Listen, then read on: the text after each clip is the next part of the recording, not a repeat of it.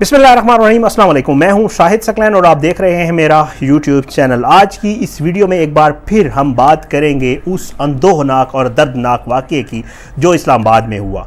कातिल ज़ाहिर जाफ़िर ने बहुत ही घिनौने तरीके से नूर मुक़द्दम को कत्ल किया। आज आपको मज़ीद कुछ तफसीलात, क्योंकि रोज़ बरोज़ जो है पुलिस तफ्तीश में नई चीज़ें सामने आती जा रही हैं और मैं दोस्तों का शुक्रगुज़ार हूँ जो मुझे जो है ये इन्फॉर्मेशन देते हैं। पिछली वीडियो में मैं नाम नहीं ले सका था, नीचे डिस्क्रिप्शन में लिखा था अपना जाहिद गिशकोरी साहब का, नूरुल अमीन दानिश का और जो है साथ साथ एयाज़ अकबर यूसुफ़ज़ई साहब का। इनकी जो है जो ज़राए से बात होती है वो सारी सूरत हाल मैं भी पूछ लेता हूं और मैं आप लोगों तक पहुंचाता हूं। मैं ख़ुद भी कोशिश करता हूं जो कुछ मुझे मुयस्सर होता है अपने दोस्तों से ज़राए से भी वो मैं आप तक पहुंचाने की कोशिश करता हूं। 18 और 19 जुलाई की रात जो है वो नूर मुक़द्दम और ज़ाहिर जाफ़िर के दरमियान क्या मामला हुआ था और आखिर ज़ाहिर जाफ़िर के साथ नूर नंगे पाँव कहाँ और क्यों जा रही थी, इस हवाले से आज बात करेंगे। और कत्ल से तकरीबन कोई 40 घंटे जो है पहले कुछ चीज़ें नई मंजर आम पे आई हैं, वो मैं आपके सामने रखूँगा। और आखिर में हम बात करेंगे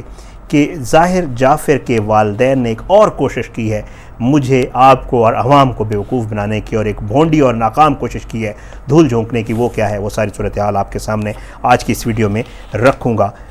सबसे पहले, जैसे मैंने आपको पहले भी एक वीडियो में जिक्र कर चुका हूँ कि नूर जाफ़िर जो है जो ज़ाहिर जाफ़िर है उसकी जो है 19 जुलाई की सुबह तकरीबन 3:50 की उसने फ़्लाइट बुक करवाई हुई थी न्यूयॉर्क के लिए। उसने न्यूयॉर्क जाना था, ये फ़्लाइट उसने कैंसिल नहीं करवाई थी, उसकी ये फ़्लाइट कंफर्म थी।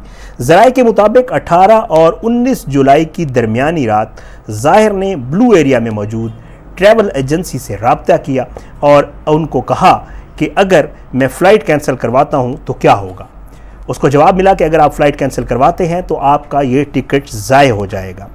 इसी रात ज़ाहिर जाफ़िर ने तकरीबन 5 बार जो है वो ट्रैवल एजेंट से रब्ता किया और फिर उसने ट्रैवल एजेंट को एक SMS किया कि वो शेड्यूल के मुताबिक सफ़र करेगा, वो अपनी फ़्लाइट कैंसिल नहीं करवा रहा। बहरहाल 18 जुलाई की दोपहर ही इस बात करने से पहले ज़ाहिर जाफ़िर ने तकरीबन 12:59 पर दिन को जो है वो एक टैक्सी सर्विस को रब्ता किया था और उसने टैक्सी बुक करवाई थी एयरपोर्ट जाने के लिए, जिसने उसको रात को एयरपोर्ट ले जाना था। रात 11 बजे के करीब जो है वो टैक्सी जो है वो पहुंची ज़ाहिर जाफ़िर के घर के बाहर। ज़ाहिर ने उस टैक्सी ड्राइवर को कॉल की और उसे कहा कि इंतज़ार करे। 1 घंटे के इंतज़ार के बाद जब टैक्सी ड्राइवर ने दोबारा उससे पूछा कि क्या वो एयरपोर्ट जाएगा, तो ज़ाहिर जाफ़िर ने उसे कहा कि वो चला जाए, मैंने एयरपोर्ट नहीं जाना। उसने टैक्सी ड्राइवर को वापस भेज दिया। बहरहाल टैक्सी ड्राइवर चला गया। यह था वक्त तकरीबन रात को 11 बजे का। अब यह 11 बजे से लेकर 2 बजे तक बीच में 3 घंटे का वक्त जो है वो गुजर गया। अब कॉल रिकॉर्ड और सोर्सेज ज़राए जो पुलिस इन्वेस्टिगेशन में चीज़ें सामने आए, ज़ाहिर से भी जो पुलिस ने पूछा है वो यही है कि जी तकरीबन रात को 2:15 पर जो है ज़ाहिर ने एक बार फिर टैक्सी सर्विस को कॉल की और उन्हें कहा कि जी एयरपोर्ट जाने के लिए मुझे गाड़ी चाहिए। दोबारा टैक्सी ड्राइवर आया और जब टैक्सी ड्राइवर आया तो ज़ाहिर अपने सामान के साथ बाहर आया। ये 18 और 19 जुलाई की यानी वक़ूए से तकरीबन 40 घंटे पहले की ये तकरीबन की कार्रवाई है। ज़ाहिर बाहर आया, उसके साथ सामान था और साथ भी नूर भी थी।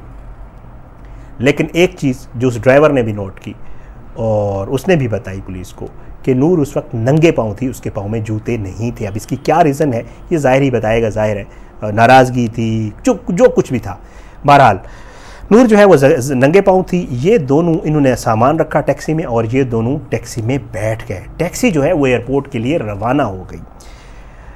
F74 से लेकर जो दोस्त इस्लामाबाद को जानते हैं, मैं भी इस्लामाबाद में रहता हूँ। इस्लामाबाद से जब आप आते हैं एयरपोर्ट के लिए निकलते हैं तो कई रास्ते हैं, एक रास्ता नहीं है। लेकिन जो टैक्सी सर्विस वाला है वो रास्ता लेता है F74 से 7th एवेन्यू का रास्ता और 7th एवेन्यू से फिर वो आगे जाता कश्मीर हाईवे से, ये जो हमारा अपारा वाला इशारा है इससे राइट होकर जाता कश्मीर हाईवे से या श्रीनगर हाईवे से टूवर्ड एयरपोर्ट, तो वो सीधा यहाँ से आता है। जब टैक्सी वाला तकरीबन F74 से आप फासला लगा लें तो शायद 2-2.5 किलोमीटर का फासला होगा, जब वो कलसूम अंडरपास के करीब आता है, ये कलसूम इंटरनेशनल एक हॉस्पिटल है, उसकी एक अंडरपास है, उसके करीब आता है, तो वहाँ पर एकदम से जो है टैक्सी ड्राइवर को ज़ाहिर कहता है कि वो गाड़ी वापस मोड़े, मैंने एयरपोर्ट नहीं जाना। टैक्सी ड्राइवर जो है इसके ऊपर हैरानगी का इजहार करता है और उसे कहता है खैरियत सर, आप कुछ भूल गए, वजह क्या है?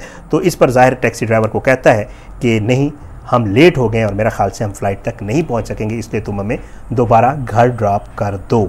ड्राइवर जो है वो गाड़ी मोड़ता है और दोनों को रात तकरीबन 2:35 पर वापस घर ड्रॉप करता है। टैक्सी ड्राइवर जो है वो नूर को ज़ाहिर के साथ अंदर जाते हुए, घर जाते हुए देखता है और उसके बाद ये सारा मामला जो है, यहाँ तक ये खबर।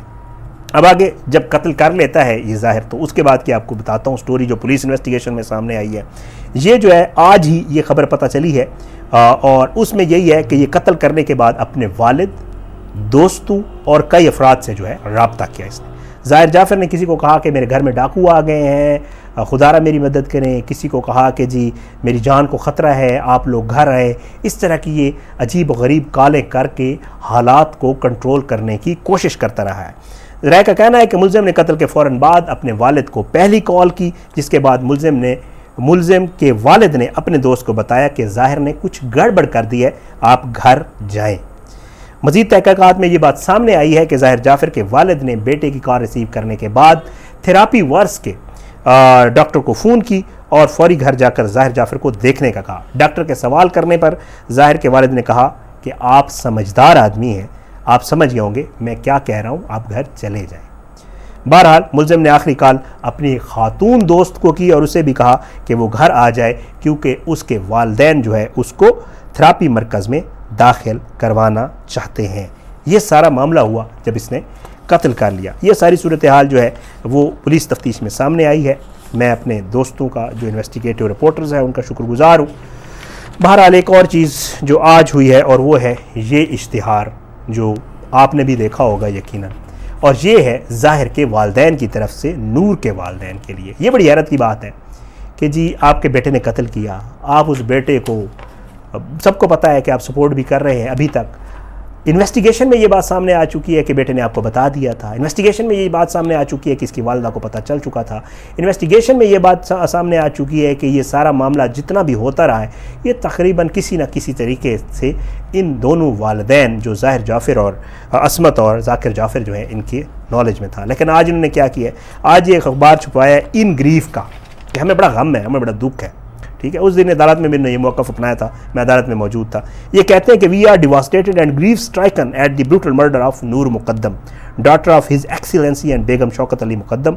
We strongly condemn this unimaginably heinous act. There are no words that could comfort Noor's family and loved ones at this difficult time. As parents, we cannot begin to imagine the pain that her family is going through. We stand unreservedly by Noor's family and are committed to ensuring that the law takes its natural course and the justice is served. We pray that Allah grants the Muqaddam family the strength and courage to cope with this horrific tragedy and the abnormal crime committed against their beloved daughter Baran.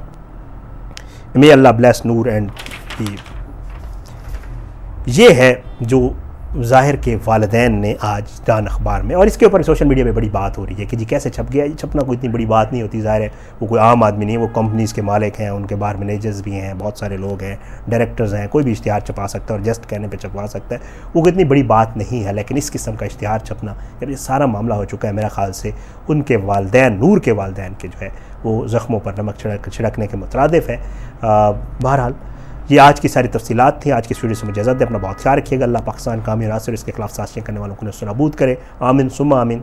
आखिर में वही दरख्वास्त कि अगर आपने YouTube channel subscribe नहीं किया, kindly subscribe करें, बेल आइकन को क्लिक करें, फीडबैक ज़रूर दिया करें, कमेंट सेक्शन में वीडियो लाइक किया करें, शेयर किया करें। कोशिश होती है कि फैक्ट बेस्ड चीज़ें आपके सामने रखा करूँ। अल्लाह आपका हामी नासिर हो। पाकिस्तान जिंदाबाद। अल्लाह हाफिज़।